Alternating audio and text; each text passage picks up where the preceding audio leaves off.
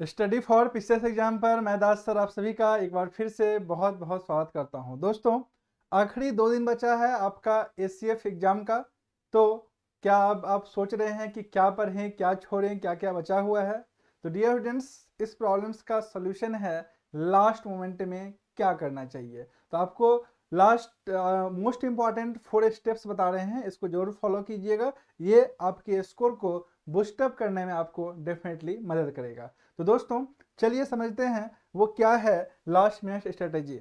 Dear students, सबसे पहले आपको ये जो 2 दिन बचा हुआ है ना, आज और कल, इसमें कुछ रिवीजन्स पे फोकस करना चाहिए।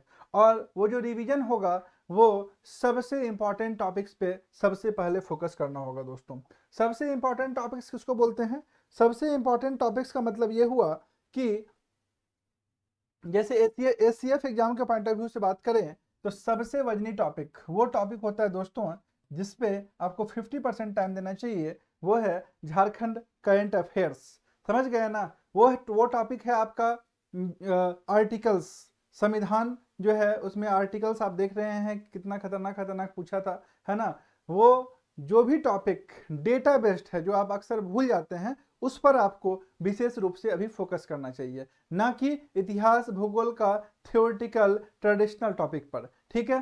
तो सबसे पहले आप जो है रिवीजन कीजिए डेटा बेस्ड सबसे इंपॉर्टेंट टॉपिक्स, जो कि आपका जैसे कि आपका बजट हो गया, है ना, आर्थिक सर्वेक्षण हो गया, है ना, वन सर्वेक्षण रिपोर्ट जो आया है वो हो गया। तो उस पर आपको विशेष रूप से काम करना चाहिए।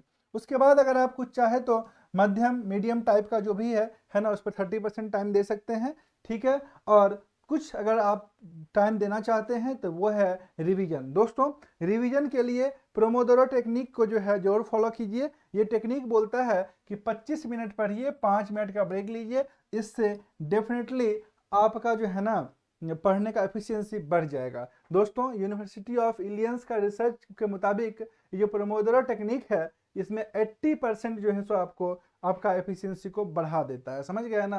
तो मोस्ट इंपॉर्टेंट टॉपिक पे सबसे ज़्यादा अभी फोकस कीजिए, है ना। जैसे कि आपको बता दिए, आर्थिक सर्वेक्षण हो गया, झारखंड बजट हो गया, समझ गए ना, केंद्रीय बजट को भी देख सकते हैं। उसके अलावा जो भी रिपोर्ट्स है, डेटा बेस्ड जो है जितना भी है उस पर विशेष रूप से काम कीजिए। नेक्स्ट जो मोस्ट इंपॉर्टेंट थिंग है जिस पर आपको फोकस करना चाहिए दोस्तों, वो है आपको अपने आप को तैयार करना। समझ गए ना? क्योंकि कितना भी आप पढ़ लीजिएगा ना, आपको ऐसा लगेगा कि आप जो है तो प्रिपेयर नहीं है। तो अपने आप को तैयार करना बहुत ज़्यादा जरूरी है दोस्तों, है ना।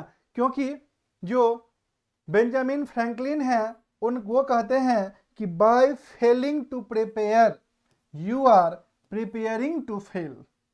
This is the his strategy. तो दोस्तों, बोलना चाहेंगे कि एकदम आंख बंद करके कल्पना करें कि आप एग्जाम में हैं, हॉल में बैठे हुए हैं और सवाल हल कर रहे हैं। क्योंकि जब तक अपने आप को शांत और कूल नहीं रखिएगा ना, तब तक आप जो है सो अच्छा प्रिपरेशन करते हुए भी परफॉर्म अच्छा नहीं कर पाइएगा। ठीक है? तो स्टडी बाय एमआईटी बोलता है कि भैया आप अच्छा विजुअलाइजेशन अगर कर लेते हैं 30% तक तनाव आपका कम हो जाता है और आपका एग्जाम में अच्छा परफॉर्मेंस चला जाता है। समझ गए ना? कार्ल ड्वेक के अनुसार जो है, challenges make you smarter to take challenge. मस्तिष्क ही ईंधन है। डाइट एंड जो है हाइड्रेशन पे ध्यान दीजिए, खाना पीना अच्छा से खाइए। ठीक है? और शांत रहने की कोशिश कीजिए, ज़्यादा से ज़्यादा पानी पीजिए दोस्तों, है ना। और सबसे मोस्ट इंपॉर्टेंट, अगर एग्जाम अच्छा तभी जाएगा जब आप अच्छा नींद लेंगे। समझ गए ना? Sleep plan. दोस्तों, हार्वर्ड स्लीप लैब बोलता है कि गहरी नींद में ना नई जानकारी दिमाग में अस्थायी होती है। तो जो कुछ भी आप पढ़े हैं ना एग्जाम से पहले 6-7 घंटा जरूर से रेस्ट मोड में एकदम अच्छा से नींद लीजिएगा और उसके बाद जो है एग्जाम देने के लिए जाइएगा। आई होप सो कि आपका एग्जाम डेफिनेटली बढ़िया जाएगा, क्योंकि जितना पढ़ाई करना था ना वो आप पढ़ लिए। अब है एकाग्र होकर के सही तरह से सोच करके अच्छा परफॉर्मेंस एग्जाम में देना। तो आई होप सो कि बढ़िया परफॉर्मेंस आप देंगे, है ना। जितना पढ़े हैं उसी से अच्छा आंसर्स निकालते हुए मैक्सिमम स्कोर जो है सो करके आइएगा। Thank you all of you dear students and all the best for your exam. Thank you.